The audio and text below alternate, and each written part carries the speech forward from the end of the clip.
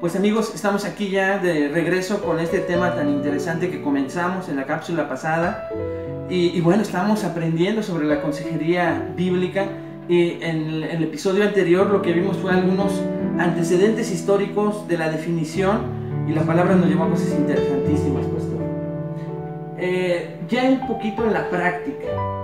Tú sabes que pues en la medida del paso en el ministerio escuchamos toda clase de casos, que de repente, como bien dijiste, no todos pueden estar escuchando, sino ya gente que se preparó más, gente que estudió más, para que ese tipo de problemas que son fuertes, son reales. Sí, tú no se lo puedes dejar a cualquier cristiano para que lo resuelva. Así es. Necesita conocer más la Biblia. Sí, sí, porque necesita si no, haberse hurgado, metido, escarbado dentro de temas. Y uno de esos temas, pastor, es que mucha gente se pregunta en momentos bien difíciles de su vida: ¿cómo me recobro de una tragedia?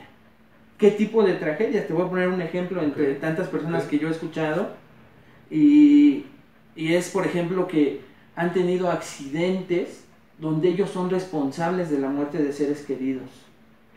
Equivocaciones, descuidos, pero se convierten en una tragedia. Por ejemplo, hubo una situación de un varón que estaba a punto de sacar su coche de la cochera, y no se dio cuenta que su pequeño iba a pasar, y se vino de reversa y lo aplastó. Creyente, que genuino, que ama a Dios, pero que de repente pasa ese tipo de cosas y pues llegan devastados,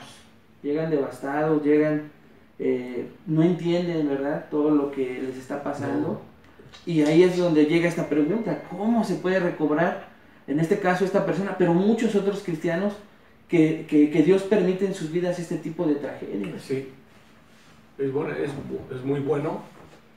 Solo puedo decir lo que no se debe de hacer. Okay. Porque nosotros, cuando somos jóvenes en Cristo, podemos caer en la contestación: mira, tienes a Cristo, Dios sabe lo que pasó, Dios sabe lo que hizo.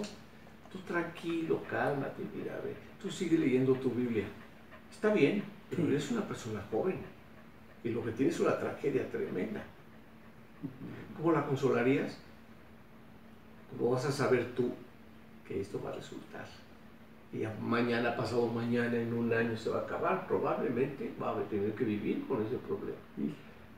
Con la diferencia que todo lo puedo en Cristo, que me fortalece. Ahí está otro. Probablemente se lo digas y no te va a entender. Por eso es que tú tienes que, en gajitos, sacar los significados de estas palabras, aunque son entendibles, pero tienes que profundizar. ¿Por qué se dice? Por ejemplo, si este versículo está en el Nuevo Testamento, todo lo puedo Cristo que me fortalece, quiere decir que hay una historia. Por eso a veces le recomendamos a la gente que no solamente viva de gajitos preciosos de la Biblia, sino que vean la historia que hay detrás de los versículos, para que conozcan a los personajes, a las personas que por algo lo dicen. Sí. Probablemente una carta la está escribiendo. Dame un ejemplo. Pablo está en la cárcel, y está hablando de gozo. Y está hablando de gozo. Entonces, dado un buen ejemplo. ¿No? O también cuando pide, creo que fue es Pablo también, ¿no? Cuando pide que le traigan sus cosas. Su capote, los rollos, porque necesita la palabra. Él la conoce, pero ya está escrito cosas, y entonces él quiere verlas. ¿Y por qué? Porque si algo necesitas en la vida, no son los tesoros, ¿verdad? Cuando tienes problemas de este tipo, ¿cómo te pueden ayudar? No te pueden ayudar, no te sirven. Necesitas el consolador. ¿Quién habla del consolador? El Espíritu. Y ya ves que la palabra consolador tiene una así de significados, todos similares, pero llenos de profundidad. Él dijo que nos enviaría el consolador cuando Él se fuera. El consolador quiere decir consolador. ¿Y quién es el consolador? El Espíritu Santo. ¿Y qué hace? Pueden encontrar, creo que hay 30 definiciones sobre la palabra consolador. Sí, tú nos estabas enseñando los domingos por la mañana. Sí, es increíble. Como una sola palabra te da tanto de la Biblia. Es impresionante. Así que, pues, y más si nosotros tenemos a Cristo, sabemos que cuando damos un consejo, lo estamos haciendo de corazón, es real, es verdad, porque también nosotros hemos vivido problemas y también entendemos que esto es así, pero tenemos aquí, entonces, sobre esta persona, ya vimos Romanos 8:28 en el anterior, pero nuevamente retómalo, verás que vuelve a quedar. Eso quizá tú no se lo vas a decir inmediatamente a la persona.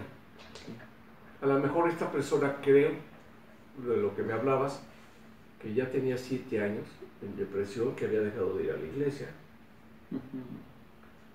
porque se sentía tan mal, no acababa de entender.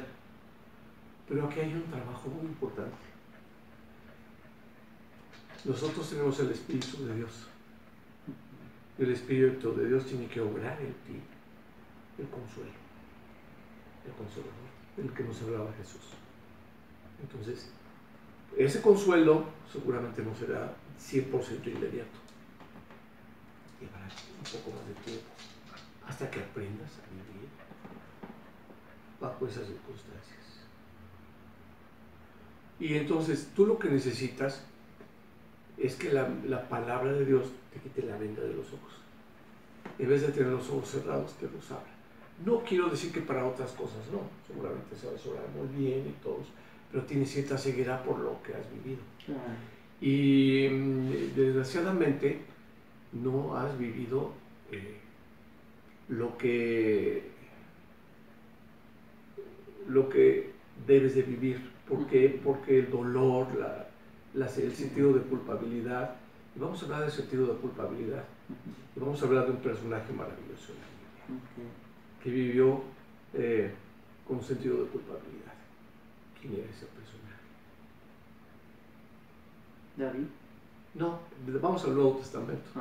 Bueno, David vivió, y eso que era uno de esos grandes hombres de Dios, pero Dios no ocultó nada a sus fallas. Sí. No. Vamos a hablar de Pablo. Para poder ayudar en este caso, vamos a ayudar a ver a Pablo. ¿Cómo comienza su vida? ¿Dónde aparece para nosotros Pablo? En el libro de Hechos. ¿Cuál es la primera escena que te recuerdas tú de él? Es Saulo persiguiendo a los cristianos.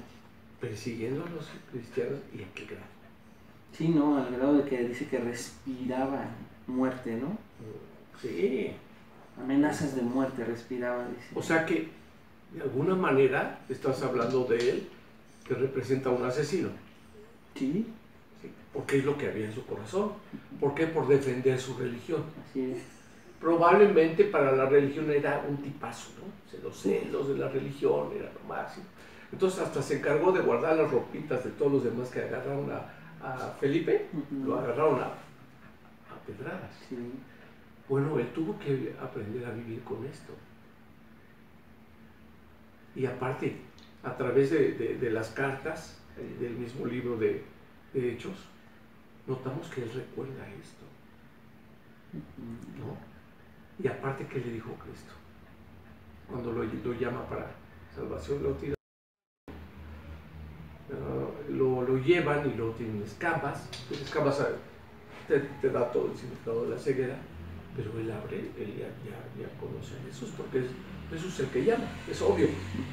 A ti te tira, no puedes buscar otras maneras de hacerlo, sí. Pero cuando él es el que hace el trabajo, así que la gloria siempre será para Dios, hasta para servir a Cristo, o sea, hasta si eres pastor, así eres esto, pero Dios escogió a un hombre porque tenía un potencial para ser un asesino.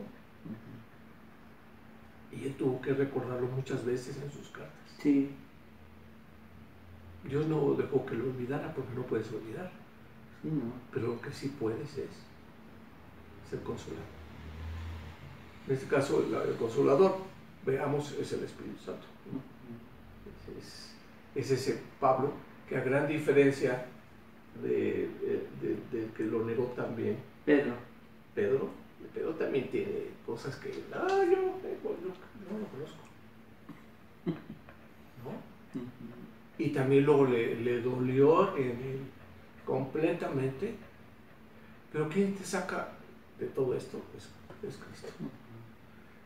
¿Y qué hace Pablo? En este caso, recordarnos varias veces, cuando él da su testimonio, él que dijo, yo era un ¿qué? Perseguidor. Celoso. Celoso. Equivocado, porque cuando no tienes a Cristo, tú te puedes equivocar hasta en tu forma de ver tu religión. Tus ideas pues están mezcladas de cosas, cuando es solo la palabra lo que quieres. Entonces Dios es el que tiene que abrir los ojos. Pero aún así, Jesús lo llamó para servirle. Le dijo que le iba a costar un poco muchas cosas, ¿no? Sería hablar muchos detalles del libro de Hechos, que es una belleza, ¿no? Es un libro histórico, ¿no? Nada más. No tiene el orden de los otros libros para que podamos hablar de las doctrinas y todo esto, pero es un libro histórico precioso. Y el que lo escribió, pues, una persona con una actitud humilde, a pesar de que era todos así, un médico genial, y que de repente aparece su nombre por ahí. Entonces, Dios puede usar a cualquier persona. Esta persona que dejó la iglesia, no sé si no podía en ese momento, porque todos somos diferentes y Dios permite ciertas cosas, pero ella debía de haber buscado, no podemos decir debía haber buscado, a lo mejor no tuvo el momento, no fue su momento, no lo sabemos, sí, ¿no? Para seguir yendo a la iglesia, para seguir yendo a recibir la palabra de Dios, ¿no? Porque así cuando, imaginemos que nosotros vemos a Pablo, que le diga, no, Señor, yo que después de que ya me diste la salvación, pero bye, después de lo que hice, no, adiós, Señor, yo después de lo que hice, que perseguí gente, que hasta yo estaba guardando la ropa a alguien para que asesinaran a uno de tus hijos increíbles, es lo que no quiere Dios, que vivas del pasado. Entonces, te voy a usar. ¿Me obedeces? ¿Me haces caso? Ese pasaje, compáralo con lo que vive esta persona, este hombre, ¿no? Sí. De haber atropellado. Él tenía que luchar, como decía Pablo, ¿no? Luchar consigo mismo, ¿no? El box con él mismo. Y a veces tenemos luchas de pecados que hemos cometido, que tienen que salir adelante con la oración y decirle, Dios, por eso tú eres mi Dios, por eso tú eres mi Salvador, por todo eso tú eres mi Rey. No sé cuánto tiempo voy a llevar, pero lo que hizo fue seguir a Cristo. ¿A quién alabamos aquí? ¿A Jesús o a Él? Él es el que tiene el poder para sacarte de aún de situaciones como las que me estás contando. Dice, a este señor hay que decirle, por favor, no sé cuánto tiempo va a pasar, yo creo que puedes vivir con este problema por mucho tiempo, solo te pido que le des la gloria a Dios a pesar del problema que estás viviendo. Como se la dio, paga. Es un inicio pequeño. Para iniciar. Luego también vamos a ver Efesios, ¿no? Ok, sí, si quieres, comenzamos con Efesios en la próxima cápsula. De todos modos, pues ahorita seguimos ahí. En mi caso, hermanos, se los confieso, anonadado de cómo de una situación el pastor nos puede ir llevando de la mano para entender diversos conceptos. Y bueno, seguimos ahí, ya dimos el inicio de una respuesta hacia cómo recobrarse de una tragedia. Tal vez tú que nos estás viendo, que te compartieron esta cápsula, te encuentras en esta situación, ya sea que vas iniciando, ya sea que llevas tiempo con una tragedia no resuelta y con resentimientos, enojos, dudas, culpando a Dios, alejándote de Él, a ti mismo, ¿verdad? Pero te animamos a que sigas escuchando las siguientes cápsulas, que aprendamos de los ejemplos de estos hombres que el pastor nos dio por ahí, una remembranza breve pero muy concisa en cuanto a lo que pasó con Pablo, lo que pasó con Pedro, y de cómo aún en medio de su situación y de ser perseguidores de la iglesia, Dios los usó. Así que te animo a ti, si estás en una situación de tragedia, a que no te pierdas las siguientes cápsulas, o a ti que no has pasado por tragedias, que escuches las experiencias, porque tal vez a ti te toque aconsejar o remitir a alguien con más experiencia cuando te encuentres ante alguien que te está presentando una tragedia. Así que les animamos para que tú te sigas preparando, o tú que sí estás en una tragedia, nos estés acompañando en las próximas cápsulas y veas cómo Dios te quiere ayudar. Nos vemos, hermanos, que Dios les bendiga y nos vemos en la próxima cápsula.